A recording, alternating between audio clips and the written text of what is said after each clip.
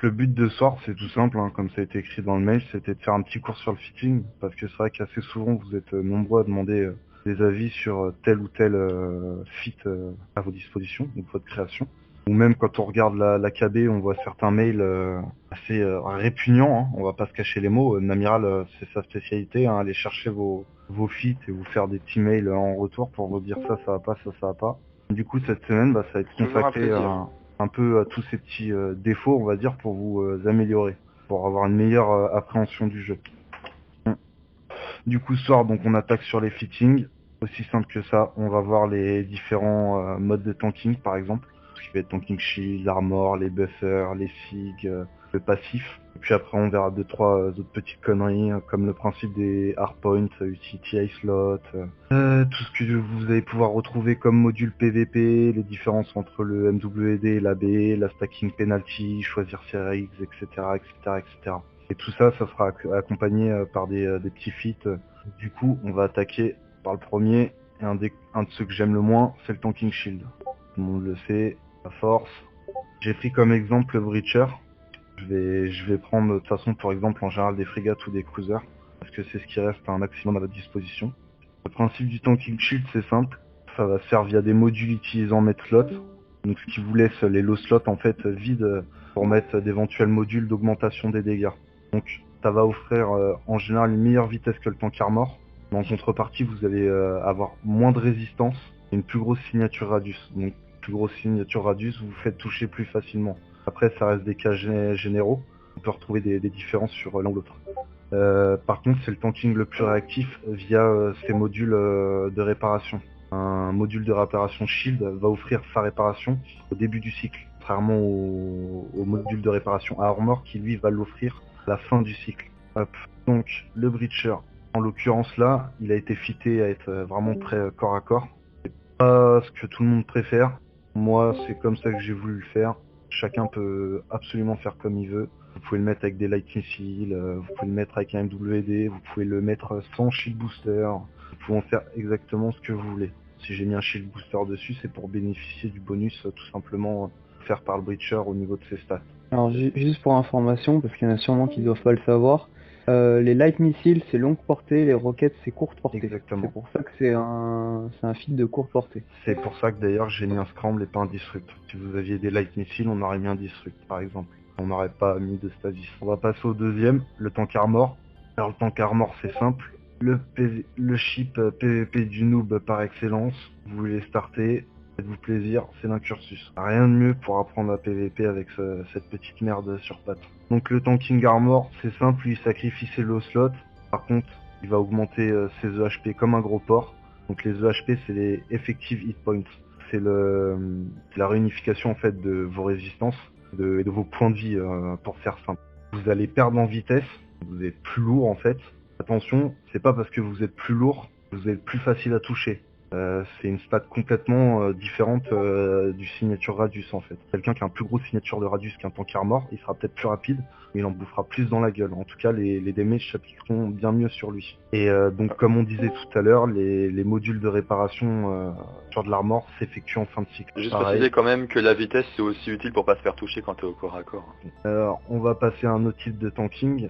Et là, je vais vous prendre l'exemple d'un cruiser que j'affectionne particulièrement. Il y en a déjà qui savent c'est lequel.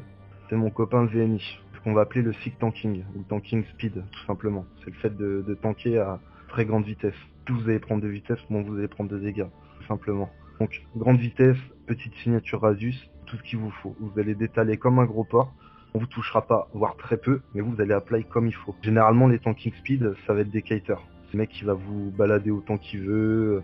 Comme je vous l'ai dit, il vous touchera pas, lui il va piquer ses damages, il est tranquille. Par contre, le tanking, hein, c'est pas un tanking ultime. Tu fous un coup de stasis sur la gueule, tu lui casses sa vitesse, tu lui fous du painter, t'appliques tes damages, c'est pas le souci. Et ça se transforme en shift volante. Le plus grand ennemi, par exemple, des tanking speed, c'est les matards. Les matards, les mines matards. Ils ont un bonus, généralement, ça va être au stasis ou au painter, surtout le painter. Et en plus de ça, les Minmatars c'est les vaisseaux les plus rapides, donc avec un micro overdrive, ils ont de quoi rattraper le VNI en afterburn. C'est simple, il y a un feat qui est assez connu, par exemple, de Stabber. De Stabber, c'est un cruiser Minmatar. Un très bon tackler. Et contrairement à ce qu'on peut croire, bien fit le stabber, il monte à plus de 3000 de mètres secondes. Donc clairement, c'est la vitesse de votre intercepteur. Et généralement, quand vous prenez des petites fuites d'intercepteur avec le truc. Donc sur un croiseur, c'est plutôt pas mal. C'est même assez immonde s'il décide de vous kiter. On passe au tank buffer. Le tank buffer, c'est quoi? C'est simple. Mon préféré fait le rondelet. Le buffer, il va faire... Vous pouvez le faire, c'est simple, via le tanking shield ou armor. Mais comment dire, ça va rester en général meilleur dans le domaine de l'armor. Comme vous augmentez vos EHP, vous allez tanker, mais là comme un gros porc. Exemple du thorax. Après, c'est pas forcément le meilleur des chips.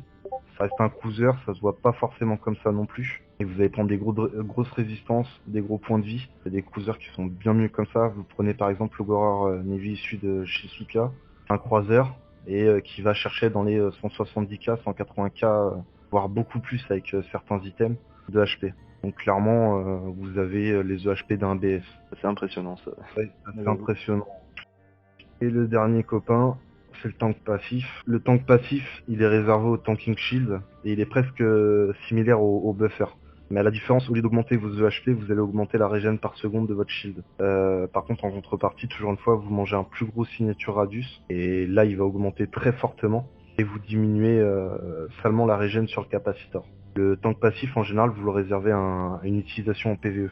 Donc là, dans l'exemple, c'est un Drake. On en a perdu pas mal, soit des Drake ou des Drake Navy. Donc vous évitez surtout de les fitter comme certains en full faction sans avoir des skills et compagnie. Non, parce que les gars, il faut savoir un truc. Les items factionnels, c'est cool. Ça permet beaucoup de folie. Maintenant, ça veut pas dire que plus le module est cher, plus il va être mieux. Loin de là. Donc allez chercher des feats à 1B2 quand votre ship il en vaut 70 millions. Non, vous avez...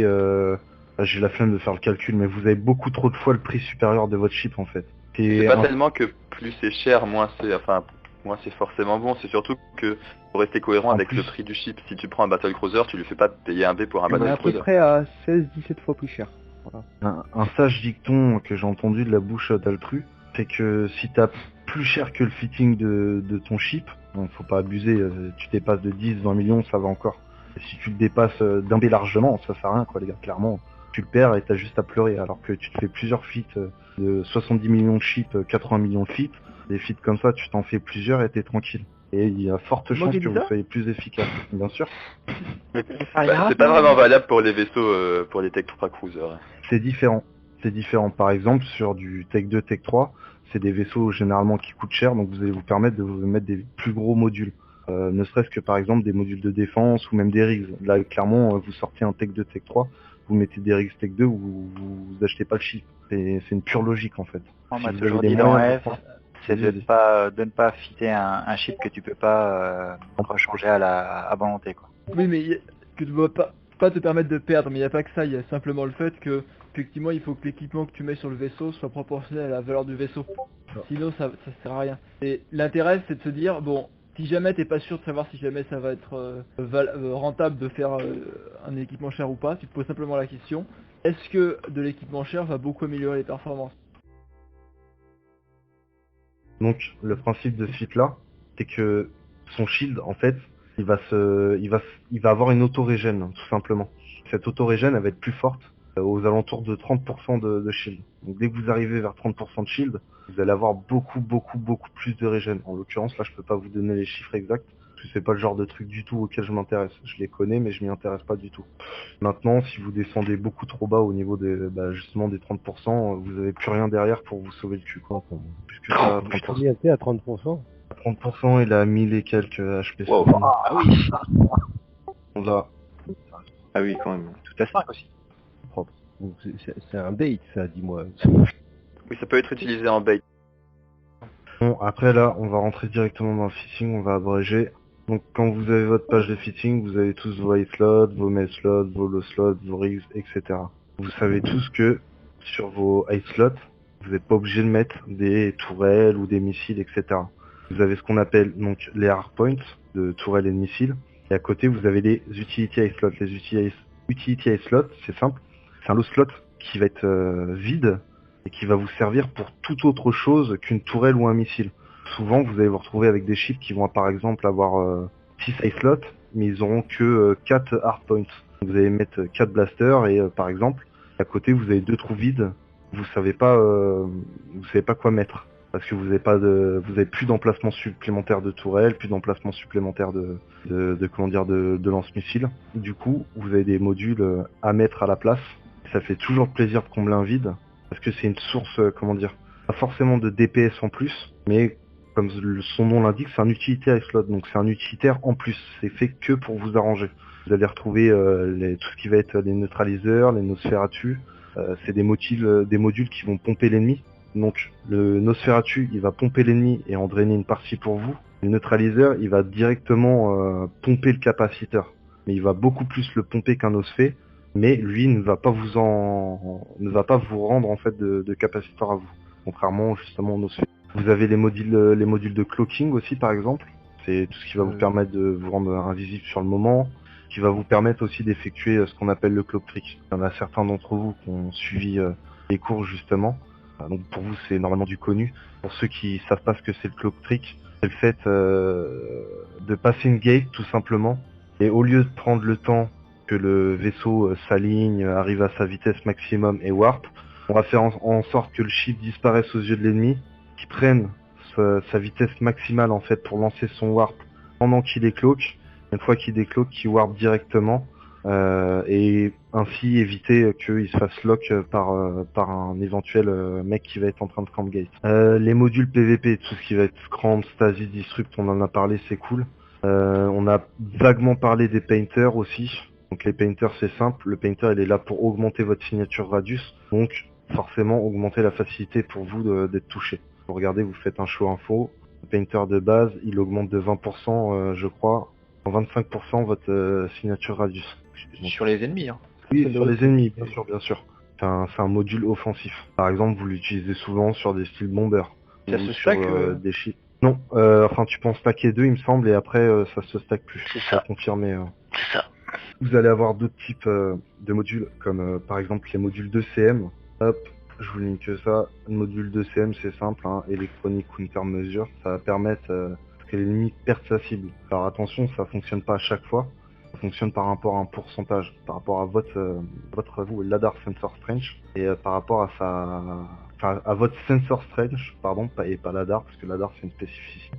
Par rapport à la sienne, la Sensor Strange en fait c'est simple, c'est plus votre valeur elle est grande, plus vous avez de chances de vous faire ECM ou d'augmenter en fait votre détection par des probes ennemis, donc des sondes, donc via les combats de probes par exemple. Donc c'est aussi simple que ça. Vous avez des ECM qui sont spécifiques à chaque race. Et sinon, vous avez une multispectrale qui fonctionne avec un peu tout le monde, mais avec un petit peu moins de pourcentage de chances de réussite. Vous allez retrouver les missiles guidance computer. Ouais, on peut le mettre. Ce genre d'item, ça va augmenter grâce à des scripts, soit votre range, soit votre précision au niveau des missiles. Ça peut être sympa sur des shields de type Kiter ou quoi que ce soit. Les tracking computers, avec ces scripts dans les tracking computers, vous allez augmenter la range de vos tourelles et vous allez augmenter aussi leur tracking speed, enfin selon le script que vous allez mettre. Derrière, on fait vite. Il y a les sensor boosters. Les sensor boosters, vous avez différents scripts qui vous permettent d'augmenter votre scan résolution, donc ce qui va faire en sorte que vous lockiez l'ennemi plus vite. Il va augmenter aussi, grâce au script de CM, votre sensor strange. Justement, si vous êtes ECM, ça va vous permettre d'essayer, par exemple en tant que logis, de cibler un de vos alliés pour lui redonner du soin. Parce que concrètement, c'est ce qui se passe assez souvent. Vous avez un logis, vous lui foutez de l'ECM. Pendant ce temps-là, il peut pas soigner son copain. Grâce à un sensor booster avec un module de CM, voire plus, vous pouvez essayer de renouveler le ciblage. Les tracking disruptors ici. Donc là, c'est un méta, mais c'est pas grave. Le tracking disruptor, c'est pareil, avec des scripts. Vous cassez la tracking speed de l'ennemi ou vous traquez son optimal range. Et là, les missiles guidance, c'est Scopette Guidance Disruptor. Avec les scripts, c'est exactement pareil que en fait, à chaque fois vous partez à l'inverse. Et que là, c'est soit vous cassez la précision, soit vous cassez la missile range de l'ennemi. C'est aussi simple que ça. Vous avez le côté positif, donc celui qui va vous ajouter des bonus, et forcément vous avez celui qui va vous foutre des malus dans la gueule. Vous avez le contraire enfin les inverses quoi, tout simplement. Vous allez retrouver des utilitaires aussi sur les med slots, hein, par exemple les small capacitor booster, pardon. Donc que ça soit small, medium, large, etc. Ça va vous permettre justement de régénérer du capacitor via ce qu'on appelle des boosters, des cap boosters. Vous allez consommer un capacitor booster, ça va entrer en recharge, vous allez en recommencer en mettre un, ça va entrer en recharge, etc., etc., etc.